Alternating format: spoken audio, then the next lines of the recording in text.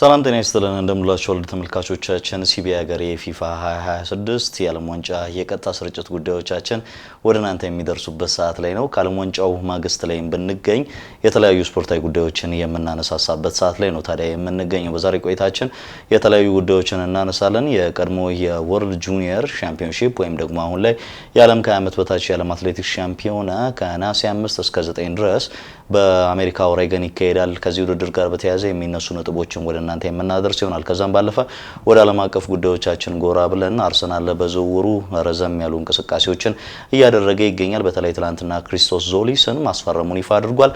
ከብሩኖ ጊማሬሽ ጋር ደግሞ ከኒካስል ተጫዋቹን ለማስፈረም በግል ጥቅማ ጥቅም ዙሪያ ከስምምነት ደርሷል። ለተጫዋቹ ዛሬ ወደ 70 ሚሊዮን ፓውንድ የሚጠጋ ገንዘብ ያቀርባል ተብሎ ይጠበቃል። ሁለቱ ተጫዋቾች በአርሰናል በቀጣይ ውድድር ዘመን ላይ ምን ሊጨምሩ ይችላሉ የሚለውን ነገር እየተመለከተን ቆይታ የምናደርግ ይሆናል። እዚህ ስቱዲዮ ታዲያ ለቀጣዮቹ አንድ ሰዓት በሚኖረን ቆይታ አጋሮቻችን ሆነው የጋራ ቆይታ የሚያደርጉት ሁልጊዜም የሚተማመኑበት ባንክ የኢትዮጵያ ንግድ ባንክ የታይትል ስፖንሰራችን ሆኖ ቆይታውን የሚያደርግ ይሆናል። አሊያንስ ስታር ቢዝነስ ግሩፕ እንዲሁም ኢትዮ ቴሌኮም፣ ጄቴግል፣ ዴች ገዳና ሲኖ ስቲል ደግሞ ሌሎች አጋሮቻችን ሆነው ለቀጣዮቹ ከ50 ዘለግ ያሉ ደቂቃዎች አብረውን ቆይታ የሚያደርጉ አጋሮቻችን ናቸው። እጅግ አድርገን ነው የምናመሰግነው አጋሮቻችንን። እዚህ ስቱዲዮ ውስጥ እኔ ዳንኤል መምሩ እንዲሁም ደግሞ ባልደረባዬ አንተነህ ሲሳይ የጋራ ቆይታ የምናደርግ ይሆናል። አንተ እንደምን አለ? እንደነ ዳኒ አለን። እንግዲህ የዓለም ዋንጫውን ጨርሰን ወደ ክለብ እግር ኳስ ለመሄድ ወደ አትሌቲክስ ጉዳዮች ለመሄድ እየተዘጋጀን ነው። ቀደም ብለን ለመጥቀስም እንደሞከርኩት ከ1986 የአቴንስ ውድድር ጀምሮ በቀድሞ የወርልድ ጁኒየር ሻምፒዮንሺፕ በሚለው ስያሜ ይህ ውድድር ይካሄድ ነበርና አሁን ሊደረግ ጥቂት ቀናቶች ቀርተውታል። በሱ አያበቃም። ሀገሬ ቴሌቪዥን ይሄንን ውድድር በቀጥታ ስርጭት ሽፋን የሚሰጥ ይሆናል። ከዛም ባለፈ መስከረም ላይ የሚደረገው የዓለም አትሌቲክስ ሻምፒዮናም ይጠበቃል አይደለ? ቡዳፔስት ላይ ይደረጋል። ከወዲሁ የወርልድ አትሌቲክስ ከትላንትና ጀምሮ የካውንት ዳውኑን ጀምሯል። ዛሬ 49ኛ ቀን የሚቀረው እንደሆነ ይፋ አድርጓልና ነገር ግን በዋናነት የኛ ትኩረት አሁን በቅርቡ የሚጀምረውና የቀጥታ ስርጭት ሽፋን የምንሰጥበት የዓለም ከ20 ዓመት በታች የወጣቶች ሻምፒዮና ነው። 19 ዓመትና ከዛ በታች የሆኑ ተወዳዳሪዎች የሚሳተፉበት ውድድር ነው። ኢትዮጵያ በውድድሩ በተለያዩ ርቀቶች ተሳተፋለች። ከምንጊዜውም ብዙ ስኬት ካስመዘገብንባቸው ውድድሮች መካከል አንዱ ነው። ምን ማለት እንችላለን? ይሄኛው ክረምት በተለየ መልኩ ያው ለስፖርት ቤተሰቡ ፋታ የሚሰጥ ክረምት አልሆነም። በጣም በበርካታ ውድድሮች የታጀበ ሆነዋል። ያው ትልቁ ድግስ በቅርብ የተጠናቀቀው ዓለም ዋንጫ ነው። አሁን ደግሞ የኢትዮጵያ መገለጫ የሆነው አትሌቲክስ የእድሜ እርከን ውድድሩ ይጀምራል። ከዚያ በኋላ የእንግሊዝ ፕሪሚየር ሊግ ይመጣል። በጣም በርካታ ውድድሮች ናቸውና ትንሽ ለስፖርት ቤተሰቡ ምቾት የሚሰጥ ይመስለኛል። ምንም እንኳን የዓለም ዋንጫ የሚታይበት ሰዓት ሌሊት ከመሆኑ ጋር የተገናኘ አንዳንድ ጨዋታዎች ፈታኝ ነገሮች ቢኖሩትም እንግዲህ አትሌቲክሱን ከተመለከትን በጣም በርካታ ጉዳዮችን ማንሳት ይቻላል። ዳኒ እንደምታውቀው የኢትዮጵያና የአትሌቲክስ ቁርኝት ያው ለዘመናት የዘለቀ ለኢትዮጵያ ብቻ ሳይሆን ለአፍሪካ ምልክት ሆኖ ጭምር የሚታይ ነው።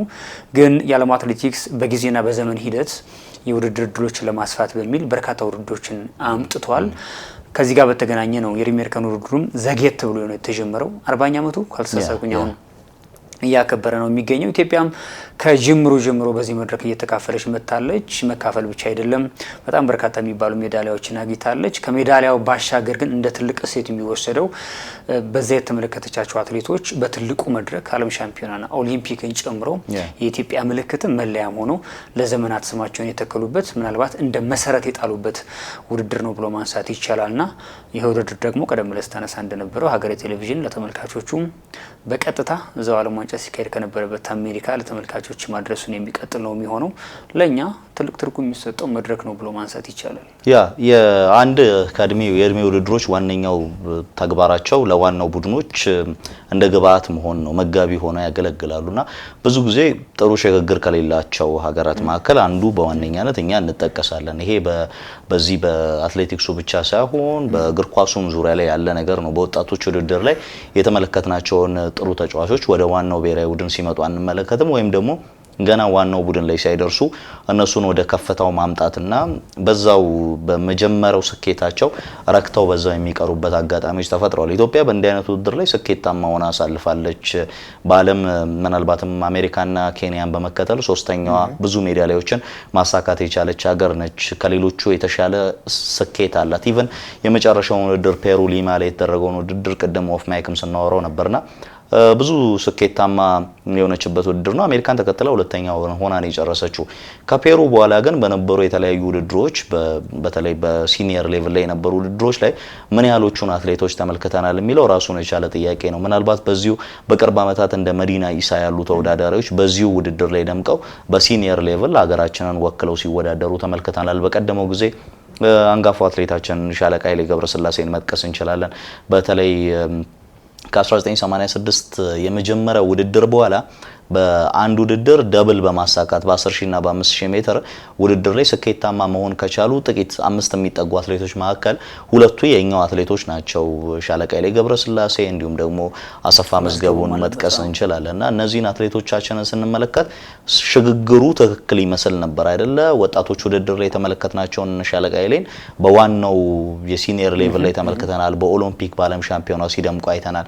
ከዛ ባለፈ ልክ ፓሪስ ሴንት ዴኒስ ላይ ቀነኒሳ ሲመጣ የዓለም ወጣቶች ሻምፒዮና ላይ መሳተፍ ታሪክ የነበረው ሌሎች ውድድሮች ላይ በአገር አቋራጭ ውድድርና ኢቭን ኢትዮጵያ ውስጥ በተደረጉ የአገር አቀፍ ውድድሮች ላይ ራሱን ማሳየት የቻለ ተወዳዳሪ ነበር። ከዛ በኋላ ነው ፓሪስ ሴንት ዴኒስ ላይ ሲመጣ የተመለከትነውና አሁን ግን ያንን ሽግግር እየተመለከተን አይደለም። ይሄ በወጣቶቹ ላይ የተመለከትናቸውን ፕሮሚሲንግ ታለንት እንደውም ባልተለመዱ ርቀቶች ላይ ስኬታማ ሲሆኑ የምንመለከታቸው ተወዳዳሪዎች ከአፍሪካ እንዲሁም ከወጣቶቹ ውድድር ላይ እንመለከታለን። ያ ቡድን ግን በቀጥታ ወደ ዋናው ቡድን መጥቶ ልክ አሁን በምዕራባውያን ሳይቀር በሆነ ታይም ላይ ፎክራችን ከምስራቅ አፍሪካ ሀገራት ጋር ነበር። ግን የሆነ ታይም ላይ ይሄ ነገር ተቀየረና በምዕራባውያን ጭምር እየተወሰደብን ያለ ብልጫ አለና ያ ከምን የመጣ ይመስላል? እንደው የሽግግር ክፍተት ስላለብን እውነት ለመናገር አንዱ መነሳት ያለበትም አጽንኦት መስጠት ያለበት ይሄኛው ጉዳይ ይመስለኛል። ማሳያም የሆነው በወጣቶቹ የአትሌቲክስ ውድድር ታሪክ በ10 ሺህ በ5000 ወርቅ በማምጣት ፒተር ቹምባ ኬንያዊ ቀዳሚው ሰው ነውና ከዚያ በኋላ በትልቅ መድረኮች ያን አትሌት አልተመለከት ነው እውነት ለመናገርና እንደውም እዛ ውድድር ላይ በባዶ እግሩ ነበር እዛ ትራክ ላይ ሲሮጥ የነበረውና አንዱ እንደ ምክንያት የሚጠቀሰው ቹምባ በዛ ሰዓት የዛሬ 40 ዓመት የሮጠበት እድሜ ምን ያክል እንደሆነ አሁን ላይ መገመት ከባድ ነው። ምክንያቱም የዛሬ 40 ዓመት ወደ ኋላ ከተመለስን የቴክኖሎጂው እድሜ የሚጣራበት መንገድ እንዲህ አይነት ነገሮች ብዙ ግምት ውስጥ ላይ ገቡ ይችላሉና ያን አትሌት በዚህ አይነት ፍጥነት በዚህ አይነት አጨራረስ ካጠናቀቀ በኋላ ለቀጣዮቹ ምናልባት 10 እና 15 ዓመታት ደምቆ መመልከት ነበረብን። አልተመለከተውም። እንደውም አንድ አትሌት አለ እዚያ ውድድር ላይ አቋርጦ ወጥቶ ከሁለት ዓመታት በኋላ በተካሄደ መድረክ ላይ አንድ ሞሮካዊ አትሌት ወርቅ ያመጣበት አጋጣሚ አለና እድሜዎች ምልክቶቻቸው እንደዚህ ናቸውና አሁን አውሮፓዎቹን ከተመለከትካቸው የአሜሪካን ውድድር ላይ ወርቅ ማምጣት ላይ ማሸነፍ ላይ ብዙ ጉጉታቸው ሆኖ አትመለከተውም። እነሱ የሚያስቡት ዘ ሎንግ ረን ረጅሙን ነገር ማሳካት ይፈልጋሉ። ኃይሌ፣ ዳንኤል ኩማና አሰፋ መዝገቡ ናቸው ልክ እንደ ቹምባ ሁሉ ዛሬ ቀጥ ላይ በ10 ሺህ በ5000 ማሸነፍ የቻሉት። እነዚህ ሶስት አትሌቶች ግን ከዚያ በኋላ እንደውም ጤናማ መሆኑን የምትመለከተው ለምሳሌ ኃይሌ 1992 በወጣቶቹ በ5000 በ10000 ወርቅ ካመጣ በኋላ ከዚያ በኋላ ባሉት 10 እና 15 ዓመታት በወጥ ብቃት በዘላቂነት ሀገሩን በሚገባ አስጠርቷል። እንደውም የዓለም አትሌቲክስ ያሰፈረው ጽሁፍ ላይ ከሁሉም አትሌቶች በዘላቂነት ስሙን መትከል የቻለው መገንባታት የቻለው ኃይሌ ገብረስላሴ እንደሆነ ያስቀምጣልና ከዛ በኋላ እንግዲህ እንደምታውቀው 2 የወርቅ ሜዳሊያዎችን አሳክቷል። በዓለም ሻምፒዮና ተደጋጋሚ ወርቅ ያመጣባቸው አጋጣሚዎች አሉ። በተሳትፎ ከተመለከትከው ደግሞ እስከ 2008 ቤጂንግ ኦሎምፒክ የተሳተፈበትን አጋጣሚ ማንሳት እንችላለንና ይሄ እድሜ ምን ያክል የቀጣዩን ህይወት ማስተካከል ላይ ትርጉም እንዳለው በጣም በሚገባ የሚያሳይ ይመስለኛል። ቀነኒሳ ወጣቶቹ ላይ ሶስተኛ ወጣ። ከዛ በኋላ በተካፈለባቸው ትልቅ መድረኮች ላይ ስኬታማ የሆነባቸውን አመታት ማንሳት ይቻላል። በተመሳሳይ መሰረት ደፋርን ብናነሳ እንደዛው ነው ታሪኳ። ጥሩነሽ ዲባባም ታሪካቸው እንደዛ ነውና ብዙ ጊዜ የጊዜያዊ ውጤት ላይ መጠመድና ያችን ውጤት አስተካክቶ መጥፋት በራሱ ለኢትዮጵያ አትሌቲክስ ብቻ ሳይሆን ለአፍሪካም እንደ ጉዳት የሚነሳ ይመስለኛል። ሚሊዮን ዌልዴ እንኳን ብዙ ማናቀው አትሌት የወጣቶቹ ላይ ወርቅ ባመጣ በሁለተኛው አመት ነው ተመልሶ እንግዲህ 2000 ላይ እንደምታውቀው ያን የወርቅ ሜዳሊያ ማሳካት ይቻሉ በኦሊምፒክ ታሪክና እንዲህ አይነት ችግሮች ጤነኝነታቸውን የምትለካው ወዲያው ሳይሆን ከአመታት በኋላ ምን ያክል ሜንቴን አድርገዋል አስቀጥለዋል የሚለውን ጉዳይ መመልከት በሚገባ ማየት የሚገባ ይመስለኛል። ለዚያ ደግሞ የመጣንባቸው መንገዶች በተወሰነ መልኩ ችግሮች መንገራገጮች እንዳላቸው ውጤቶቻችንን ብንታዘብ በግልጽ የሚያሳዩን ይመስለኛል። ምናልባት አንደኛው ያሰለጣጠነ ችግራችንም ይመስለኛል። አሁን እንደ በዋናነተኛ የኢትዮጵያ ሚዲያንን ስለ ኢትዮጵያን አትሌቲክስ በደንብ ማውራት ይኖርብናል አምናለሁ። ግን ቁጭ ብለን ስናወራ የምናወራው ውጤት እኔ ስለ ጃኮብ ኢንግብሪክሰን ወይ ስለ ሳም ኬር መሆን የለበትም ብዬ ነው ማምነው። እነሱ የሰሩበት ነገር ሊያበሳጨን ወይም ደግሞ መንፈሳዊ ቅናት ላይ ያድርብን የሚገባው ጊዜ ይመስለኛል። እኛ በአውሮፓውያኑ ምን ቀናበት እድሜ ይመጣል ብዬ አልጠብቅም ነበር እኔ በተለይ በአትሌቲክሱ ላይ ካለን የተሻለ ነገር አንፃር አሁን እየተመለከትን ያለ ነው። ግን ይሄንን ነው ለምሳሌ ባለፈው የዓለም ሻምፒዮና ውድድር ላይ ወደ አለመለስ ብለን ብንመለከት ኢንግብሪክሰን የ5000 ሜትር ውድድርን ሲያሸንፍ አጎስ ገብረሕይወት በአግባቡ ኮች ተደርጓል ወይ ብለን ጥያቄ እንደናነሳ የሚያደርግ የውድድር የወጣበት ሰዓት በግል ያስገርሙኛል። ብዙ ሰው መነጋገር የነበረበት ትክክለኛ ታይሚንግ አልነበረም። በተለይ ኢንግብሪክሰንን ለሚያውቅ ተወዳዳሪ አንድ ምናልባት ወደ አለመለስ ካለን 2004 የአቴንስ ኦሎምፒክ ሲካሄድ አንጋፋው አሰልጣኝ ዶክተር ወልደ መስቀል ኮስትሬ የነፍሳቸውን ይማረውና ኃይሌ ቀነኒሳና ስለሺ ነበሩ እዛ ስብስብ ላይና የመጀመሪያውን 5000 ሜትር ለሯጮቻቸው ለውድድሩ ተሳታፊዎቻቸው ከ15 ደቂቃ በታች እንዲጨርሱት አድርገዋቸው ነበር እና ልዩነቱን ማየት የሚቻለው 14 ከ30 አካባቢ ይመስለኛል 5000 ሜትሩን የጨረሱት 5000 ሜትሩን ሲጨርሱት ከ14 ደቂቃ በኋላ 6 ተወዳዳሪ ብቻ ነበር አቴንስ ኦሎምፒክ ላይ መጨረሻው ላይ የቀሩት ተወዳዳሪዎች እና ይሄ አሰልጣኞች በውድድሩ ላይ ያሉ ተወዳዳሪዎችን አቅም በመረዳት የሚያመጡት ነገር እንደሆነ ይታወቃል። እና እንደዚህ አይነት ክፍተቶች እንመለከታለን። በቅርብ ዓመታት ውጤት ለማጣታችን ዋነኛው ምክንያት ወይ ቀድመን እንወጣለን ወይ የምንቆምበት ቦታ ልክ አይደለም ለመሮጥ። ለምሳሌ በቅርብ ዓመታት እንኳን ደጀን ገብረ መስቀልን እናስታውሳለን። እንዲህ አይነት ክፍተት ያጋጠመው የነበረበት ቦታ ካልሆነ በቀር ውድድሩን ወርቅ ሜዳ ላይ ለማሳካት የሚችልበት እድል ነበረውና ያ አንድ እያጣን ያለነው ደግሞ አንድ ኳሊቲ አለ አይደል? ለኛ የስፕሪንቲንግ ችግር አልነበረብንም የኢንዱራንስ ኳሊቲ ስለነበረ ኢቭን ስፕሪንተር ተወዳዳሪ እያጣን ምናልባት ለመጨረሻ ጊዜ እኔ ቀነኒሳን ይመስለኛል የተመለከትኩትና እነዚህ ነገሮች ስንመለከት ወጣቶቹ ላይ መስራት የሚጠቅመን ለረጅም ጊዜ ዘላቂ የሆነ በተለይ ችግራችን የቱ ጋር ነው ኢንዱራንስ ላይ ሆነ እንደሚችል ይሰማኛል። ግን በኢትዮጵያ ሻምፒዮና ውድድር ላይ ዘንድሮ እዚሁ የአዲስ አበባ ግራንድ ፕሪ ውድድር ላይ ሲካሄድ አንተ ካስታወስ የኢትዮጵያ ሻምፒዮና ላይ እዚህ ግራንድ ፕሪ ውድድር ላይ የ10000 ሜትርን ለመጨረስ 29 ደቂቃ የሚፈጅባቸው ወንድ አትሌቶች ነበሩ። ማለት በሲኒየር ሌቭል ማለት ነው። ይሄንን እያወራን ያለ ነው። ለዚያውም እዚሁ አየር ላይ ያለ የለመድከው ቦታ ላይና ኢትዮጵያውያን አትሌቶች የራሳቸው በሚባል ውድድር ላይ ልክ ሴቶቹ በዓለም አቀፍ ደረጃ ያሻሻሉትን ሰዓት እንኳን ማሻሻል ሳይችሉ ሲቀሩ በወንዶቹ ሌቭል ላይ ወጣቶች ጋር እየሰራን ያለነው ስራ ብዙ እንዳልሆነ የሚጠቁመን ይመስለኛል።